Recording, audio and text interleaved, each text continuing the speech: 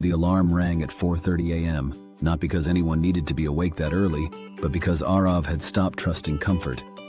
Comfort had lied to him too many times. He lay still for a moment, staring at the cracked ceiling of the small rented room. The fan squeaked as it turned, fighting the summer heat. Outside, the city was asleep. Inside, his mind was already running. Just one more day, he whispered to himself. Not as hope, as a command.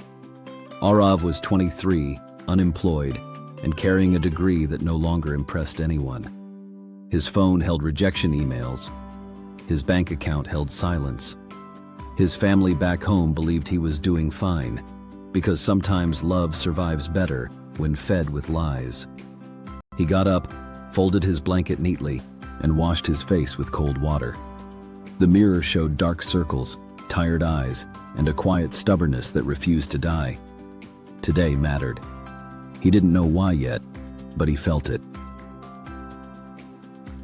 The weight of almost Arav used to be the smart one. In school, teachers praised him. Neighbors mentioned his name with pride. His parents dreamed out loud, telling relatives, he will do something big. But life has a strange way of punishing potential. College was harder.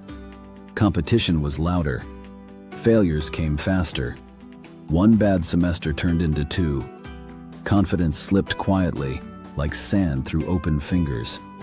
By the time he graduated, the world no longer cared about who he was supposed to become. It only cared about results. And Arav had none. He tried everything. Competitive exams, interviews, side hustles, late nights watching motivational videos that felt powerful at 2 a.m. and useless by sunrise.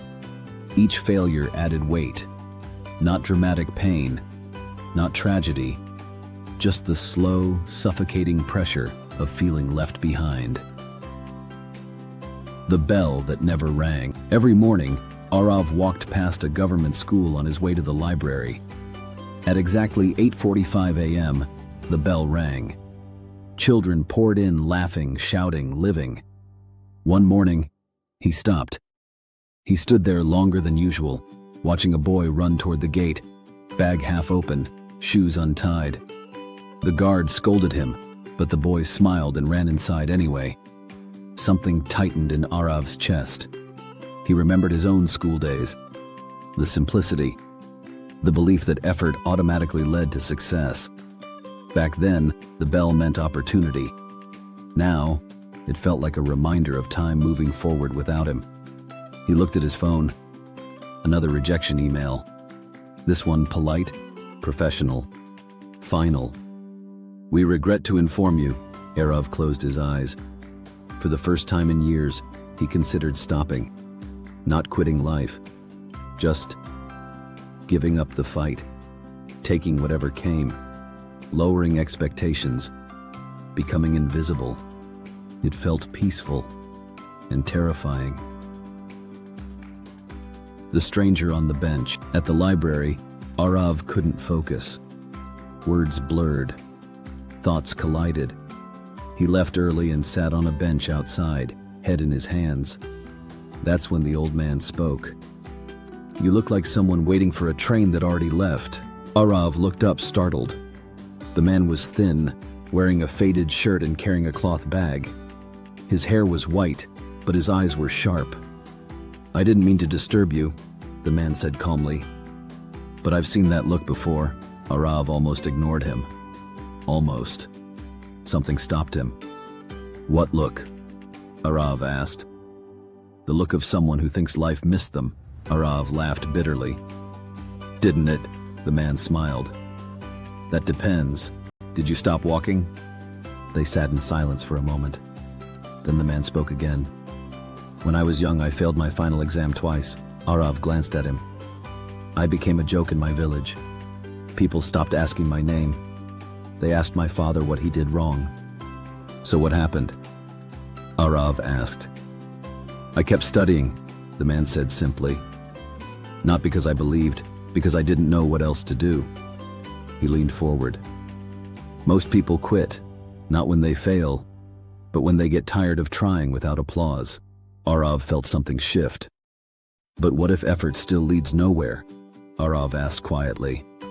The man stood up, adjusted his bag, and said, "Then at least nowhere won't be because you stopped." Before Arav could respond, the man walked away. No grand speech, no promise, just a sentence that stayed. The decision. That night, Arav didn't sleep. He thought about quitting, then about regret, about explaining to his parents why he settled, about looking back 10 years later and wondering, what if? At 3:12 a.m., he sat up and opened his notebook. He wrote one line, 1 year, no excuses, no escape. He decided to give himself 1 full year of brutal honesty and effort, not for success, for closure.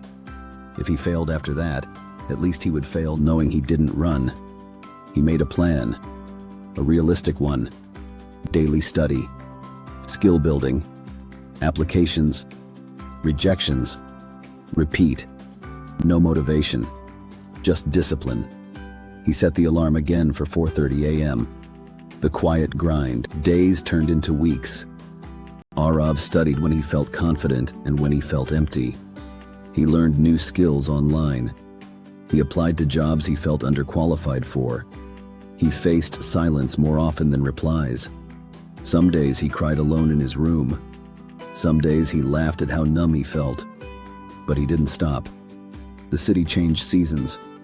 The school bell kept ringing. The world kept moving. So did he. 8 months in, something small happened. He got an interview. Not a dream job. Not a big company. Just a chance. He prepared like his life depended on it, because emotionally, it did. And the fall before the climb. The interview went badly. He stumbled on questions. His voice shook. The panel thanked him politely. On the way home, Arav felt hollow. He sat on the same bench outside the library. This time, no old man appeared. He stared at the ground, defeated. Maybe this is the sign, he thought. Maybe I've reached my limit. His phone buzzed. A message from his father. "Just checking in. Hope you are eating well. We believe in you." Arav closed his eyes. Belief. From people who had every reason to doubt. Something hardened inside him. "No," he whispered. "Not like this." The climax. The last bell. A week later, Arav received an email. Not an offer. A second interview. His heart raced. He prepared again. Harder. Sharper. Calm. On the day of the interview, he walked past the school. The bell rang. Children rushed in. This time, Arav didn't stop. He walked forward. In the interview room, something was different. He wasn't trying to impress. He was explaining, owning his failures, showing his growth. For the first time, he wasn't pretending to be perfect. He was honest. When he walked out, he felt lighter, no matter the result. That evening, as the sun dipped below the buildings, his phone rang. An unknown number. "Hello, this is from the company," the voice said. "We would like to offer you the position." Arav couldn't speak. His hands shook. His eyes filled. He stepped outside. The school bell rang again, this time for dismissal. Children ran out laughing. Arav smiled. Not because he had won, but because he hadn't quit. The real victory. Months later, Arav still woke up early. Life wasn't suddenly easy. Problems didn't disappear. Doubts still visited. But now, he knew something important. Failure hadn't been rejecting him. It had been shaping him. And the bell he thought never rang? It had been ringing all along. He just needed to keep walking until he heard it. Final message to the viewer. If you feel behind, if you feel invisible, if you feel tired of trying without results, remember this: you don't need motivation forever. You just need one decision you refuse to take back. Your time has not passed. Your bell hasn't rung yet. Keep walking.